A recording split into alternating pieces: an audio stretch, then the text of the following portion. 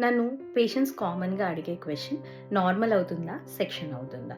So, కొన్ని కండిషన్స్‌లో compulsory section అవుతుంది. ఏంటి మాయ అనేది కిందకుండడం గానీ, బేబీ వెయిట్ ఎక్కువగా ఉండడం గానీ, లేదా బేబీకి ఆక్సిజన్ సప్లై తక్కువగా వెళ్ళటం కానీ, ఉమ్మనీరు తక్కువగా ఉండడం, బిడ్డ అడ్డంగా ఉండడం అండ్ అడ్డంగా ఉన్నప్పుడు నొప్పులు మొదలైపోవడం, ఇలాంటి కండిషన్స్‌లో కంపల్సరీ సెక్షన్ అనేది అవుతుంది. సో, నార్మల్ డెలివరీ ఎప్పుడవుతుంది? కంపల్సరీ నార్మల్ డెలివరీ అవుతుందా అనేది ఎలా తెలుస్తుంది అంటే 39 వీక్స్‌కి లోన పరీక్ష చేస్తారు. అంటే పర్ వెజైనల్ ఎగ్జామినేషన్ చేసి మన పెల్విస్ అనేది బేబీకి అడెక్వేట్‌గా ఉందా? ద్వారం అనేది బేబీ రావటానికి బానే ఉందా అనేది టెస్ట్ చేసుకుంటారనమాట. టెస్ట్ చేసుకున్న తర్వాత బానే ఉంది అంటే నొప్పులు వచ్చిన తర్వాత బేబీ కరెక్ట్‌గా దిగుతుందా? ద్వారం అనేది తెరుచుకుంటుందా? బిడ్డ హార్ట్ రేట్ ఎలా ఉంది?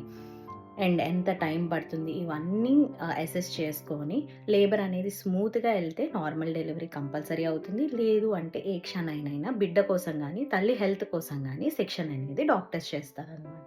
సో, కంపల్సరీ నాకు నార్మలే అవుతుంది, కంపల్సరీ సెక్షనే అవుతుంది అని ఎప్పుడు ఏ డాక్టరు చెప్పలేరు కొన్ని కండిషన్స్‌లో తప్ప. సో, ఇలాంటి మరిన్ని విషయాలు తెలుసుకోవడం కోసం బంప్ అండ్ బియాండ్‌ను తప్పకుండా ఫాలో అవ్వండి.